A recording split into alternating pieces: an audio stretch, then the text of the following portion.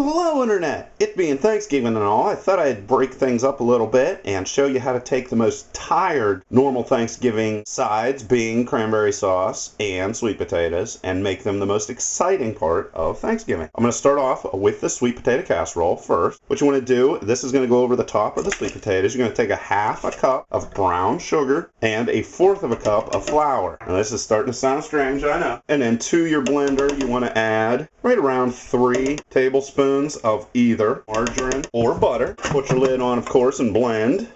Alright, and you want to get this consistency so it's almost like a doughy feel to it. That's perfect. Then what you want to do is get a half cup of pecan and then just lightly blend those. There you go, that's perfect. That's exactly what you're going to aim for. Now I'm going to get into the rest of the sweet potatoes. Now I have a pot boiling, and what I want to do is I want to take all the sweet potatoes. I have 5 of them. They're just 5 normal sized, pretty big sweet potatoes. I want to throw them in boiling water. And I'm going to tell you exactly how long that takes. Basically what you're looking for is sweet potatoes to allow a fork to go directly through them so that they can easily be mashed. And I'm just cutting them up so that they are quicker.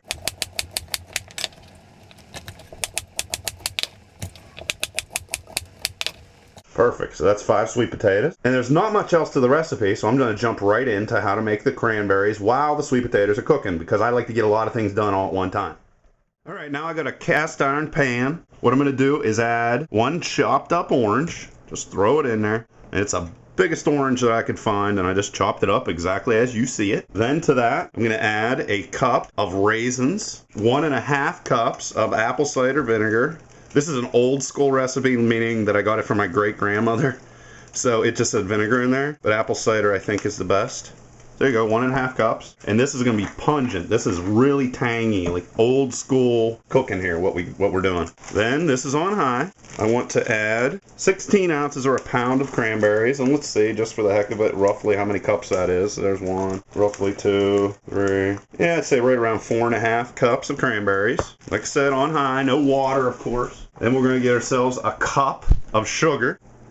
Just dump it on there. And then a half a cup of brown sugar. Just dump it in there. And then a teaspoon of ground cinnamon. There's 1/2. There you go. So a teaspoon of cinnamon. A half a teaspoon of ground cloves. And it actually says salt and pepper, but I'm not putting that in there. So I guess back in the day they used to put salt and pepper in the cranberry sauce, but I don't. Feel free to do it if you want. And this is on high. You just let it cook. And this is going to cook for 12 minutes. And occasionally watch it because this is very sticky. Okay, sweet potatoes are done. I boiled them for 10 minutes. Might take a little bit longer than on your oven, or might take less. Then you gotta dump them into a blender, put the lid on, and blend it. See, I can just put the fork right through it. That's the consistency we're going for. And then blend it down until it's smooth.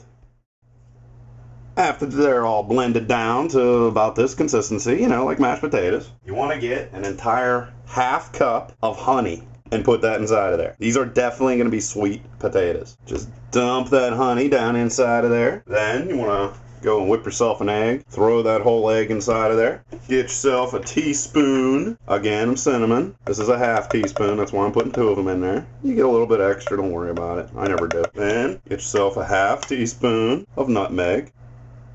Throw that in there. 4 tablespoons, roughly, of either butter or margarine. And I didn't measure that out because I know roughly what a tablespoon looks like. And to finish that off, a half cup of milk. If you had trouble blending this before, it's not going to be a problem now. Blend it up and shake it. Looks almost like applesauce. And all you got to do is dump it in the pan and done. Go over, get yourself a nice glass bottom pan. Dump in everything. Have your oven preheated at 350 degrees. And this should taste good right now. And it does. It tastes like pumpkin pie, which I guess it should. Or sweet potato pie, I guess. Just smooth it out. And don't forget your little crumblies that we made very first off. And I'm just going to take these and drop them all over this. And they get real crunchy. Then you're going to take this sweet potato concoction and throw it in your 350 degree oven for 45 minutes. Then slide over your cranberries. Because they're done. They cooked for 12 minutes. Just 2 minutes on high and then the other 10 minutes on medium. You just dump them in there, because this is going to get cold anyway. I don't like cooking them. I don't want them to get soggy. I want them to be nice and crunchy inside of here. Just mix them up, and if it doesn't look like there's enough nuts in, put some more nuts in. And this is tangy, tangy cranberry sauce. Like, people are going to know this is not jellied. This really enhances a meal. It's almost like a flavor enhancer more than anything else. Remember, that's intense. Woo! Cranberries are done. Stick them in a pan, throw them in the refrigerator. Be ready by tomorrow. And there they are, all ready to go in the refrigerator. Absolutely one of my favorite things about Thanksgiving is these cranberries. And I've used this recipe for decades.